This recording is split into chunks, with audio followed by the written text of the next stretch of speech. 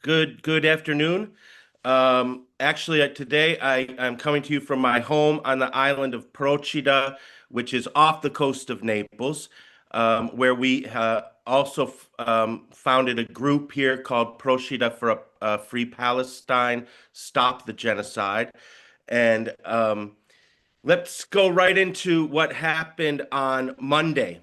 On This was what I see as a culmination of really hard work that's been put in at the local level across the country with building sensitivity and awareness of what's happening since October 7th with this genocide. There have been cultural events, demonstrations happening, building over 2 years nonstop. But nobody expected what happened on Monday. It was like finally the pulse of the nation was tapped into in a way that nobody could really expect. Um, I want to preface what happened on Monday with what happened on Friday, and also just the weeks leading up until Monday. And really also something that people are asking all the time, why in Italy is there such this strong movement compared to other places? Now, it hasn't been like this from the beginning. We've had some larger demonstrations, and especially recently, there were more and more spontaneously, quickly organized, larger and larger demonstrations happening across the country. But it's taken a while to get to this point. And many times we've looked, for example, to England and said, oh, why can't we have a million people demonstrating in the streets like they do in London? And there's demographic and whatever. But on Friday, the largest union in Italy, institutional union, which is called CGIL, they called for a 4-hour strike in support against the genocide in Gaza and for Palestine, and in support of the Samud flotilla. Also, the global Samud flotilla has really captured the heart of the Mediterranean people. And one of the things is that all of these flotillas are leaving from Italy. So Italy feels more a direct connection to these flotillas that continue to part from Sicily. And especially the Global Samud flotilla has really captured the hearts and the imaginations of Italians from all walks of life. On Friday, the largest institutional union called for this 4-hour strike. But this was seen almost as maybe a diversionary tactic. People don't have a lot of trust and faith in these large institutional unions, the political establishment.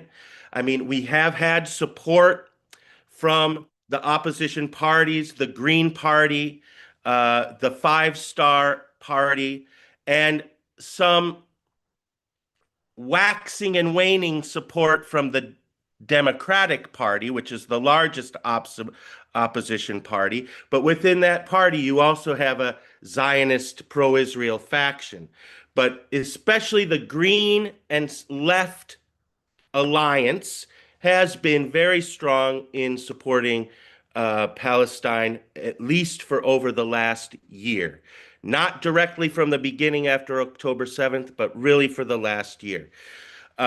So, back to Friday, they had this 4-hour strike that was protests in piazzas across the country, and quite significant because it was the first time an institutional union had called for a strike for Palestine.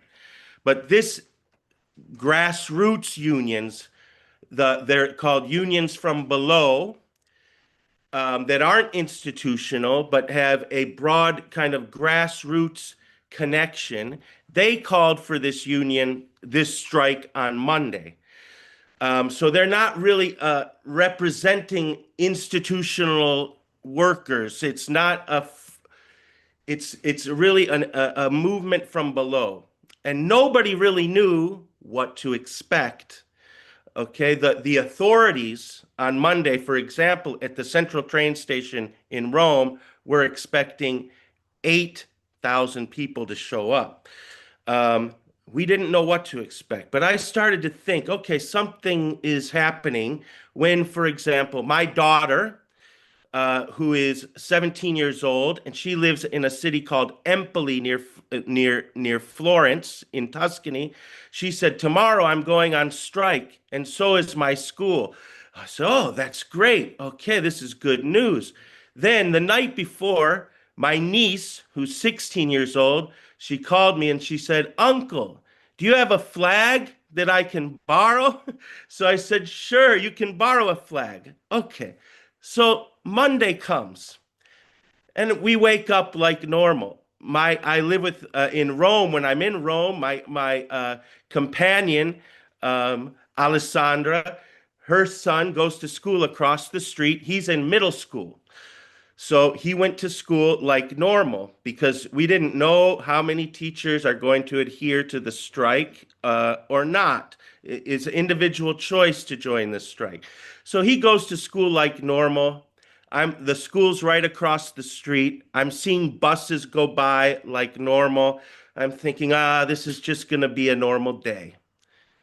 So as Francesco's school starts to open and the students start to go in, all of a sudden, I start to see crowds of students from the middle and elementary school leaving the school.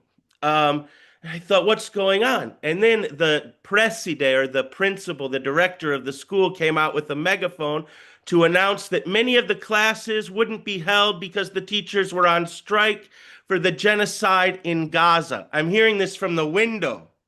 And I thought, wow, this is maybe something special going on.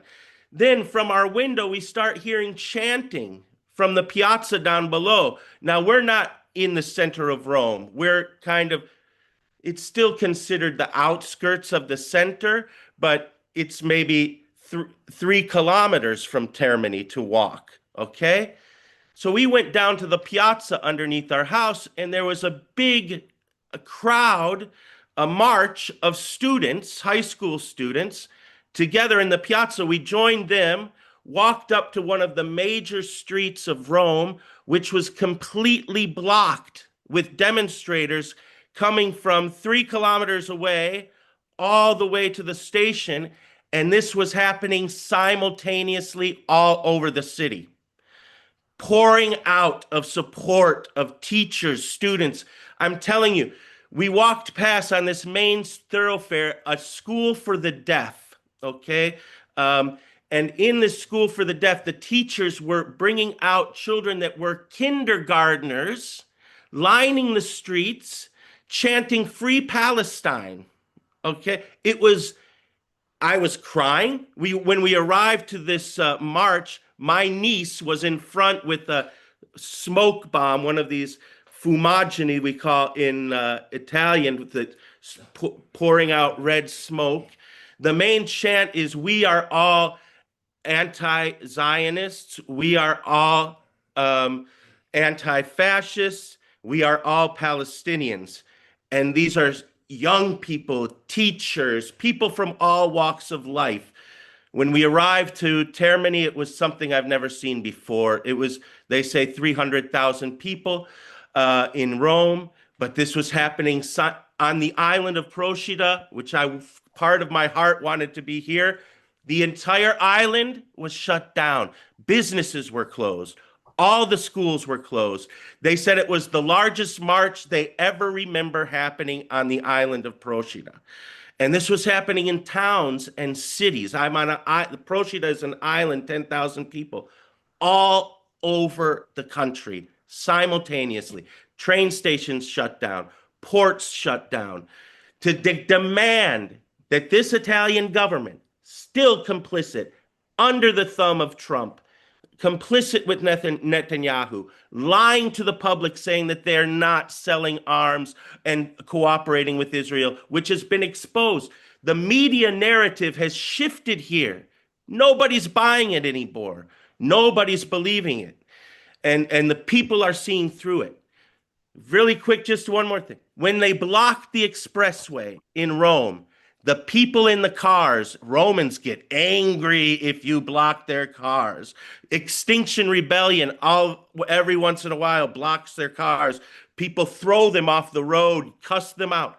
The people were cheering, honking their horns, getting out of their cars and joining with the demonstration. Never seen before. I mean, I get emotional just talking about it. Thanks. That's for now. Good. I'll Yeah, stop.